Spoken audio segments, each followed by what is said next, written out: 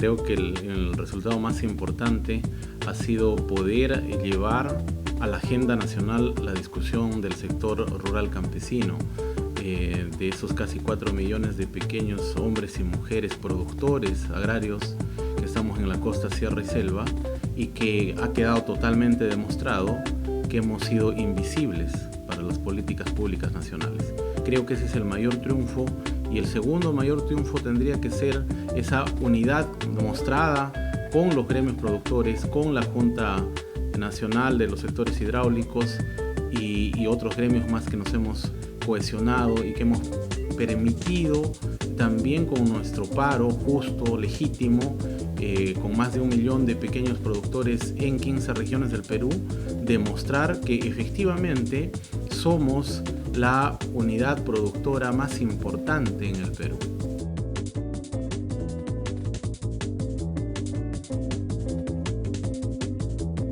Conveagro saludó su nombramiento porque entendemos que el hecho de que ella sea mujer no genera ningún tipo de inconveniente. La capacidad no es solamente propiedad del hombre, y entendamos que allí no había alguna posición personal contra ella.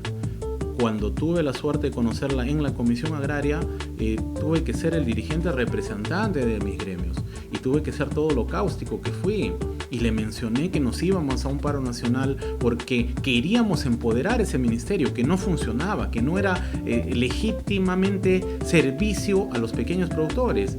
Y en un tema de profecía le indiqué que íbamos a ser 1 millón de personas. Tal vez de repente un poco con el exceso, la efervescencia del dirigente, pero el tiempo nos dio la razón. Fuimos casi 1 millón de personas, hombres y mujeres, en 15 regiones del Perú, y que están exigiendo un tema justo, un tema de reivindicación, porque tal como vamos, sencillamente estamos condenados a la extinción. Entonces se tienen que generar estos cambios trascendentales desde la propia política pública para el sector rural, para el sector agropecuario. Entonces, finalmente, sobre la relación hoy que tenemos con la ministra, es una relación normal. No olvidemos que estamos en este momento en un proceso de diálogo, que los gremios hemos aceptado concurrir en un proceso de diálogo. Y finalmente, terminado este proceso, haremos un análisis complejo, sesudo, de nivel, sin ningún tipo de sesgos, que nos diga efectivamente hubo voluntad de este gobierno de servirnos, de cambiar las cosas, de lograr estas reivindicaciones solicitadas, o también será el mismo gremio que analizará y dirá efectivamente fuimos burlados, estas mesas no funcionaron.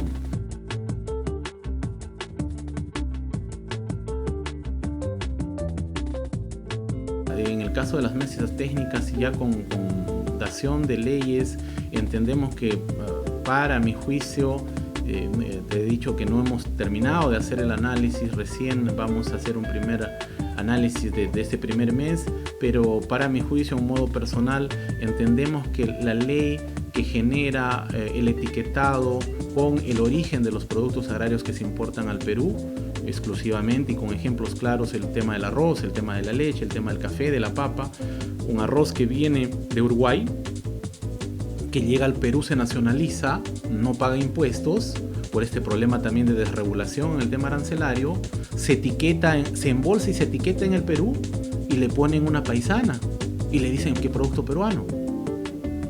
Esas desregulaciones propias de los intereses de los grupos de poder tienen que acabar. En ese mismo sentido, la leche en polvo que ingresa al Perú tendrá que salir en su lata, en su caja, en su bolsa, que es producida en Estados Unidos, en Nueva Zelanda, en Alemania, en Polonia. Y tendrá también la sociedad, los citadinos de cada una de nuestras regiones en el Perú, la responsabilidad de comprar la producción local, de apoyar también los gobernadores regionales, que en muchos de los casos han sido ausentes en poder implementar política pública para los agricultores. Recordemos que hasta el año 2018 los gobiernos regionales tienen un gasto de 1.8% de su presupuesto anual en el sector agricultura. Y cuando tú caminas y visitas el mundo rural, encuentras a Puno, encuentras Ayacucho, encuentras Cajamarca, encuentras Amazonas, encuentras Huánuco, Pasco, reconoces que efectivamente es una población rural ¿Y qué? ¿No se le realiza inversión? Son las consideraciones que tenemos que empezar a discutir seriamente, no solamente con el Ejecutivo, también allí tenemos una deuda grande.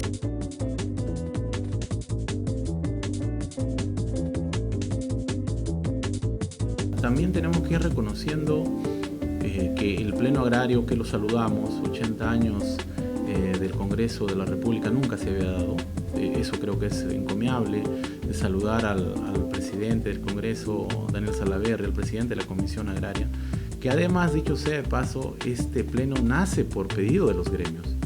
Y una vez más, Conveagro tiene los documentos presentados para solicitar que se hagan. No nació por un tema de coyuntura política. Disposición también de muchos congresistas que apoyaron el tema. Y allí definitivamente tuvimos acceso a 42 proyectos de ley que tenían predictamen, sobre los cuales es el trabajo de los gremios, es el trabajo de los congresistas.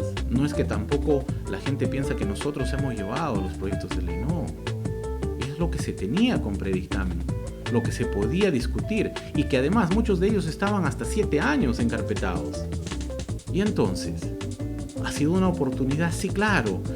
Hay gente que entiende que la certificación de los productos agroecológicos, ¿a quién le importa?, dicen. O sea, no entendemos y no reconocemos a nuestro mundo rural, no reconocen la importancia de que la mujer de las comunidades participe en sus dirigencias, no reconocemos que el sector de ganadería sea parte de la ley de cooperativas. A veces somos insensibles, a veces solamente hacemos críticas que nacen desde nuestra perspectiva, de nuestra comodidad. Y definitivamente, el tema también de poder lograr la ley del IVAP, el devolverle el 4% a la exportación del arroz, es una ley magnífica, que en algo mejora la condición. Entonces, esos dos proyectos han sido trabajados en nuestras mesas de consenso y han corrido, se ha mostrado una disposición también del Ejecutivo, del Legislativo. ¿Por qué tendríamos que negarle el apoyo que, por ejemplo, se ha tenido en el Congreso?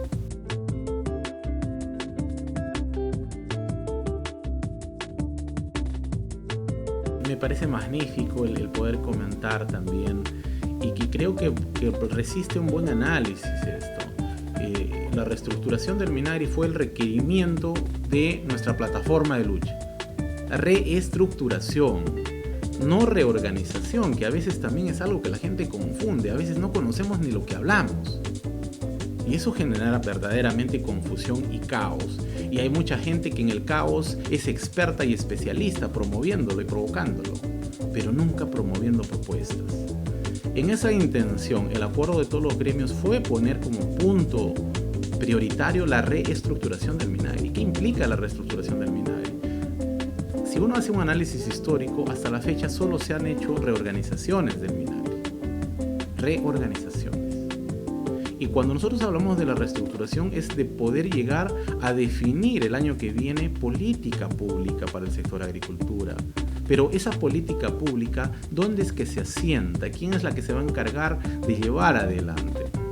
Un ministerio renovado, reestructurado, en el cual, por lo pronto y como primer éxito, se lleve un espacio amplio de lo que es el sector agricultura, ganadería, forestales, camélidos, y que pueda recoger desde su palabra todas estas actividades. Y en segundo punto, dos temas importantes. Concordamos plenamente que el mayor vicio de agricultura es la burocracia. 70% del presupuesto anual es gasto corriente. ¿Qué tienen los pequeños productores? Capacidades, proyectos, servicios, cero. Es así de claro.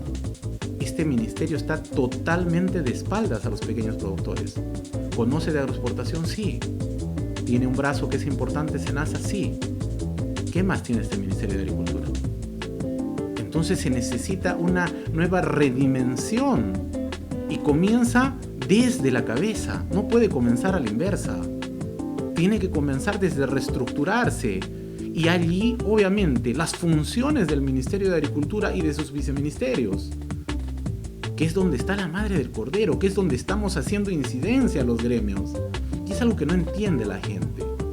porque por más que tú le puedas cambiar, como dice en el nombre, esos temas de reorganización, tenemos que llegar al fondo y sobre eso poder participar, y eso es uno de los pedidos de los gremios, poder participar en lo que va a ser la aprobación del MOF y del ROF, en el cual tiene que quedar claro que las comunidades campesinas, como lo hemos solicitado ya, que los pequeños productores, que los hombres y mujeres de agricultura familiar sean el eje principal, y que ese viceministerio de Agricultura Familiar recoge al 98% de la población del Perú agraria. Por favor, entiéndanlo. Hemos tenido un ministerio que servía al 2% del Perú agrario. ¿No es ilógico? Sí. Entonces tiene que reconocerse el cambio. Y allí también se tiene que aprobar el Plan Nacional de Agricultura Familiar, que implica en este proceso llevar 15.000 millones de soles al sector, multisectorialmente, como tiene que enfrentarse un problema, una crisis tremenda de 47% de pobreza extrema en nuestro mundo rural. ¿Por qué no hablamos de eso? ¿Por qué no hablamos más bien de cómo hacer que eso sea accesible a los pequeños productores?